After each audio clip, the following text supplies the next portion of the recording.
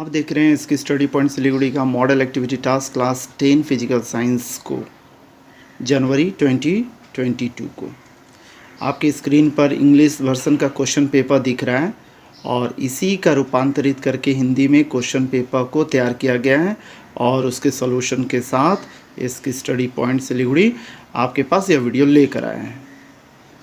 हमेशा की तरह आप लोगों से रिक्वेस्ट है कि अगर अभी तक आप इसकी स्टडी पॉइंट सिलीगुड़ी को सब्सक्राइब नहीं किए हैं तो तुरंत सब्सक्राइब कर लीजिए। लाइक और शेयर करना बिल्कुल नहीं भूलिएगा। शेयर अपने दोस्तों से कीजिए ताकि वे देखें और उनको फ़ायदा पहुंच सके। तो चलिए पहला क्वेश्चन देखते हैं जो MCQ टाइप क्वेश्चन है जिसमें 3 MCQ दिया गया है और आपको सही उत्तर चुन के बताना है।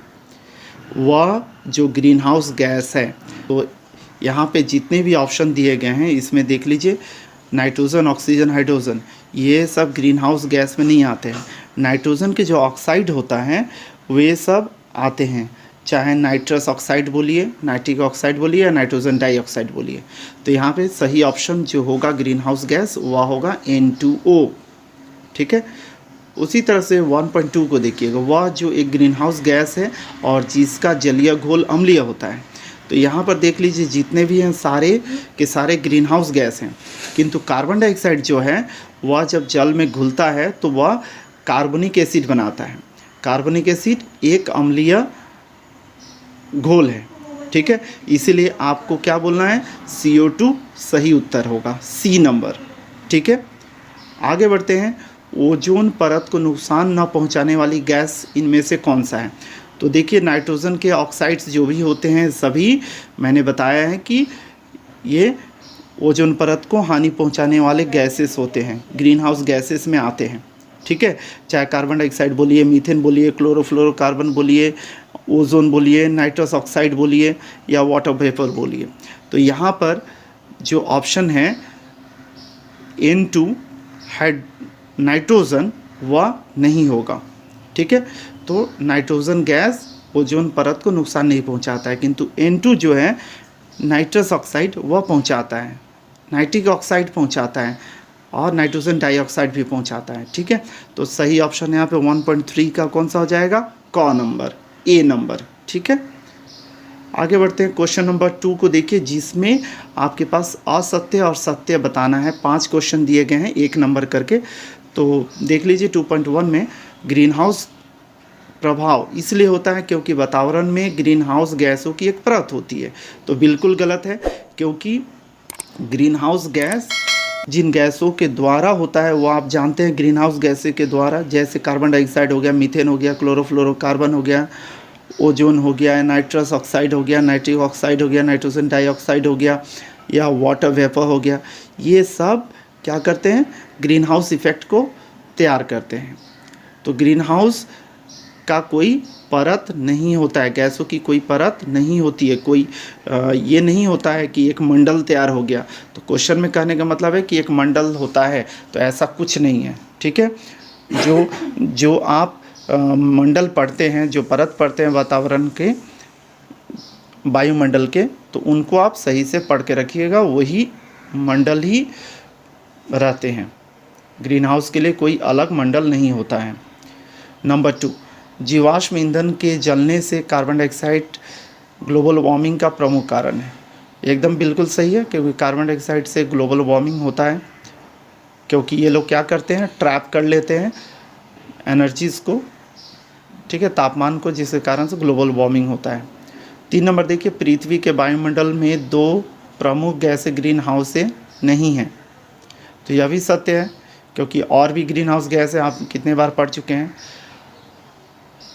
2.4 देखिए, पृथ्वी की गर्म सतह द्वारा दी गई इंफ्रारेड रेडिएशन और रक्त विकिरण की तरंग दैर्घ्य वेवलेंथ सूर्य से आने वाली और रक्त किरण की तुलना में कम है। असत्य है। 2.5 को देखिएगा, ओजोन के रूप में अणु निम्न ऊर्जा के परावैंगनिक किरणों को अवशोषित करके ऑक्सीजन अणु और ऑक्सीजन परमाणु में अलग हो जाते हैं। तो यह बिल्कुल गलत है, यहाँ पर कम नहीं होना चाहिए या ज़्यादा होना चाहिए। ठीक है, तो यहाँ पर आपको समझ लेना है कि अणु निम्न ऊर्जा नहीं होना चाहिए, ज़्यादा ऊर्जा वाला होना चाहिए। उसी तरह से 2.4 में भी कम नहीं होना चाहिए, तुलना में कम नहीं ज़्यादा होता है, ठीक है। तो ज़्यादा होता है अगर है तो सत्य हो जाएगा 2.4 में। उसी तरह से 2.5 में निम्न ऊर्जा नहीं होनी चाहिए, उच्च ऊर्जा होनी चाहिए, ज़्यादा ऊर्जा होनी चाहिए, ठीक है। आप इस चैप्टर को अच्छी तरह से और स्टडी करना चाहते हैं तो इसके studypointsiliguri.com वेबसाइट पर जाइए और लिखित मटेरियल्स उसमें हैं और जाकर उसको पढ़ सकते हैं, लिंक डिस्क्रिप्शन में दिया गया है। क्वेश्चन नंबर 3 को देखिए, ग्लोबल वार्मिंग के 2 हानिकारक प्रभावों का उल्लेख कीजिए। तो ग्लोबल वार्मिंग के 2 हानिकारक प्रभाव में पहला देख लीजिए, समुद्र और महासागरों का स्तर बढ़ना। ग्लोबल वार्मिंग से वायुमंडल का तापमान बढ़ता है जिससे पोलर कैप्स के बर्फ पिघलने लगेंगे। इससे समुद्र तल का या समुद्र जल का स्तर ऊपर उठेगा और तटीय क्षेत्र व द्वीप जलमग्न हो सकते हैं, इसके कारण डूब जाएंगे, है ना। इस प्रकार समुद्रों और महासागरों का जल स्तर बढ़ जाएगा और तटीय क्षेत्र में बाढ़ भी आ जाएगी। दूसरा कारण देख लीजिए, दूसरा क्या प्रभाव पड़ सकता है उसको देखिए, इकोसिस्टम पर खतरा होगा। ग्लोबल वार्मिंग के कारण बहुत से कीट पतंग पशु पक्षियों का जीवन खतरे में पड़ गया है और इस कारण से इकोसिस्टम की हानि निश्चित ही होगी, क्योंकि क्या होगा, बहुत सारे कीड़े मकोड़े मर जाएंगे जिससे इकोसिस्टम डिस्टर्ब हो जाएगा। 3.2 को देखिएगा, ग्रीन हाउस प्रभाव के बिना पृथ्वी पर जीवन के उद्भव के लिए अनुकूल तापमान प्राप्त नहीं किया जा सकता था, ठीक है। इस तरह की पुष्टि करनी है। Carbon dioxide, methane, chlorofluorocarbon, nitrogen के ऑक्साइड जैसे नाइट्रिक ऑक्साइड, नाइट्रोजन डाइऑक्साइड या नाइट्रस ऑक्साइड N2O ओजोन परत के क्षय के लिए मुख्य रूप से जिम्मेदार है। यदि ग्रीन हाउस गैसें नहीं होते तो सूर्य से आए हुए किरणों से उत्पन्न ऊष्मा वापस महाशून्य में लौट जाता और इस कारण से भूमंडल पर तापमान -30 डिग्री सेल्सियस हो जाता और इस तापक्रम पर जीवन रहना आसान नहीं होता।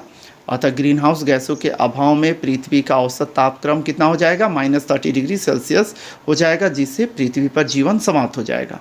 आप इतने पॉइंट लिख लीजिएगा।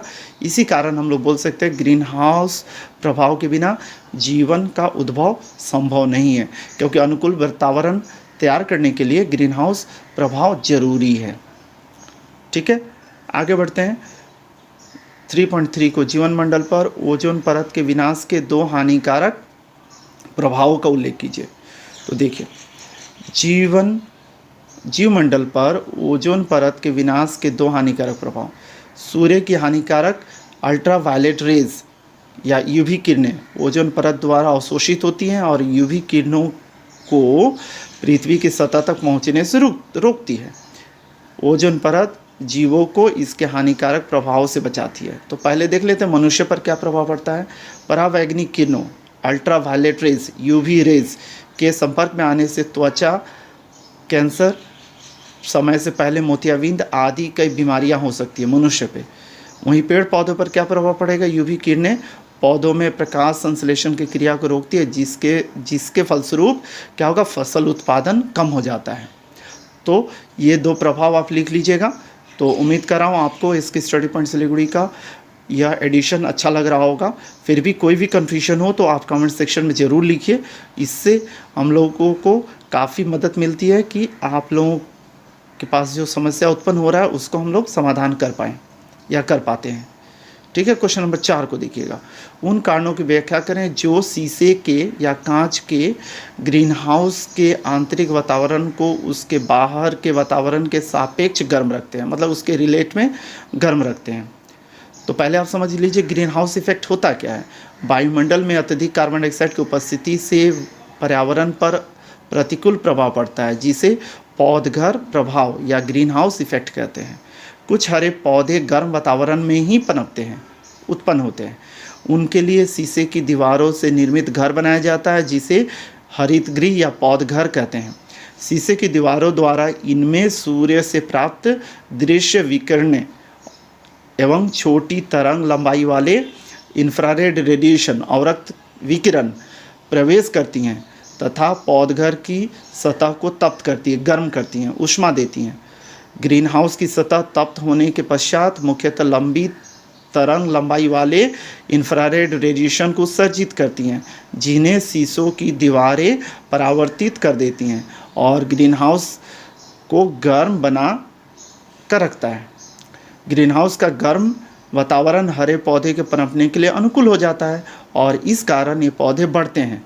इस प्रकार हम लोग देखते हैं कि शीशे के ग्रीन हाउस के आंतरिक वातावरण को उसके बाहर के वातावरण के सापेक्ष गर्म रखता है। तो आप समझ गए क्या क्या कारण हैं जिसके चलते ग्रीन हाउस जो शीशे का बना हुआ है उसमें किस तरह से वातावरण को गर्म रखा जाता है।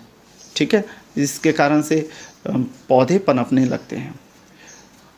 4.2 को देखिएगा, एक ऐसे गैस का नाम बताइए जो ओजोन परत के लिए हानिकारक है। तो CFC क्लोरोफ्लोरोकार्बन को ही आपको बोलना है, क्योंकि क्लोरोफ्लोरोकार्बन आप जानते हैं रेफ्रिजरेटर में यूज़ किया जाता था, अभी इसकी जगह में SCF यूज़ किया जाता है, हाइड्रोफ्लोरोकार्बन यूज़ किया जाता है। ठीक है, HFC, ठीक है, HFC यूज़ किया जाता है, हाइड्रोफ्लोरोकार्बन। तो इन सब के कारण से क्लोरोफ्लोरोकार्बन काफ़ी हानिकारक हुआ करता था, इसीलिए उसको रिप्लेस कर दिया गया है। तो समझ लीजिए, इस लाइन को नोट करके रखना है, आपको लिखना नहीं है इसमें। एक सक्रिय क्लोरीन परमाणु ओजोन अणुओं के 1 लाख से अधिक को विघटित कर सकता है। इसलिए आप समझ लीजिए कि क्लोरीन जो है वह जब ओजोन मंडल में पहुंच जाता है तो कितना हानिकारक होता है। तो क्लोरोफ्लोरोकार्बन में क्लोरीन होने के कारण से काफ़ी दिक्कत होती है। इसीलिए बताया मैं थोड़ी देर पहले कि CFC को जो कूलेंट के रूप में इस्तेमाल किया जाता था रेफ्रिजरेटर में, तो उसको रिप्लेस कर दिया गया किससे, हाइड्रोफ्लोरोकार्बन से। तो उस देखिए मेन अब सेकंड पार्ट इस क्वेश्चन का है जिसमें बताना है आपको ओजोन छिद्र कहने का वास्तविक अर्थ होता क्या है। तो देखिए, ओजोन छिद्र कहने का मतलब ये आप मत समझिए कि स्ट्रेटोस्फीयर में ओजोन का जो गैस का जो जमाव है जिसके कारण से स्ट्रेटोस्फीयर का हिस्सा ओजोन मंडल काफ़ी थिकनेस रहता है, काफ़ी मोटा रहता है उसकी परत। ठीक है, तो क्या हो रहा है उसमें छिद्र हो जा रहा है, ऐसी बात नहीं होती है। होता क्या है, जब ओजोन डिप्लेशन होने लगता है, ओजोन का क्षय होने लगता है, तब ओजोन का जो परत है, ओजोन का जो कंसंट्रेशंस है वह कम हो जाता है। उसी को हम लोग जब देखते हैं तो पता चलता है कि इसकी परत काफ़ी पतली हो गई है, जिसके कारण से इंफ्रारेड या फिर अल्ट्रावायलेट रेज जो है, हानिकारक अल्ट्रावायलेट रेज आसानी से धरती तक पहुंच जाती है। स्क्रीन पर मैं डायग्राम आपको दिखा दे रहा हूं, उसको आप देखकर समझ लीजिए कि कितनी मोटी परत है ओजोन की, और उसके बाद में जब डिप्लेशन होने लगा तो वह परत कितनी पतली हो गई। तो यही पतली होने से काफ़ी मात्रा में अल्ट्रावायलेट रेज धरती पर पहुंच रही है। तो छिद्र का मतलब आप समझ लीजिए कि छिद्र मतलब छिद्र नहीं होगा, होल नहीं होगा। ठीक है, केवल थिकनेस का कम हो जाना कहलाता है। ठीक है, तो चलिए पढ़ते हैं आगे, और इसी तरह से आप नोट कर लीजिएगा। ओजोन छिद्र का अर्थ है समताप मंडल स्ट्रेटोस्फीयर पतला होता जा रहा है, जिससे सूर्य से अत्यधिक मात्रा में UV किरण पृथ्वी की सतह तक पहुँच रहा है। ठीक है, स्ट्रेटोस्फीयर के कुछ जगह में या कुछ जगह पर काफ़ी पतला हो जाता है, जिस कारण से हानिकारक अल्ट्रावायलेट किरणें धरती पर आसानी से ज़्यादा मात्रा में पहुंचने लगती है। यह परत काफ़ी मोटी होती है, तब ऐसा हो पाना संभव नहीं होता है। तो इसको रोकने का उपाय आपको करना पड़ेगा ताकि ओजोन डिप्लेशन नहीं हो। जब कैसे होता है ओजोन का डिप्लेशन, उस चीज़ को भी यहाँ पे हम लोग थोड़ा सा चर्चा कर लेंगे तो बेहतर होगा। आपको पूरा लिखना ही पड़ेगा ताकि कंप्लीट आंसर और उसका सेंस बन जाए। जब ओजोन अणु परावैंगनी किरणें अल्ट्रावायलेट किरणें को अवशोषित करते हैं तो वे ऑक्सीजन अणु बनने के लिए विघटित हो जाते हैं। तो UVC वेवलेंथ इतना के साथ साथ कुछ UVB जिनका वेवलेंथ इतना होता है, समताप मंडल में मौजूद ऑक्सीजन अणुओं को परमाणु ऑक्सीजन या ऑक्सीजन परमाणु में विघटित करता है। ये ऑक्सीजन परमाणु तब ओजोन अणु बनने के लिए आणविक ऑक्सीजन के साथ गठबंधन करते रहते हैं। आप इस डायग्राम को देख लीजिए, UV रेज आ रहा है, ऑक्सीजन को क्या कर रहा है, तोड़ दे रहा है ऑक्सीजन परमाणु में, ऑक्सीजन अणु को, और ऑक्सीजन परमाणु ऑक्सीजन परमाणु से फिल्म मिलकर देखिए क्या कर रहा है, ओजोन बना ले रहा है, फिर ओजोन टूट रहा है और यह प्रक्रिया लगातार चलता हुआ रहता है। तो इस तरह से ओजोन मंडल में ऑक्सीजन का टूटना और ओजोन मॉलिक्यूल का बनना सोलर रेडिएशन के कारण होता रहता है। तो उम्मीद कर रहा हूँ आपको इसकी स्टडी पॉइंट सिलीगुड़ी का यह वीडियो समझ में आ गया होगा और ओजोन छिद्र का एग्जैक्ट मीनिंग भी समझ में आ गया होगा। इसकी स्टडी पॉइंट सिलीगुड़ी के साथ बने रहने के लिए बहुत बहुत धन्यवाद।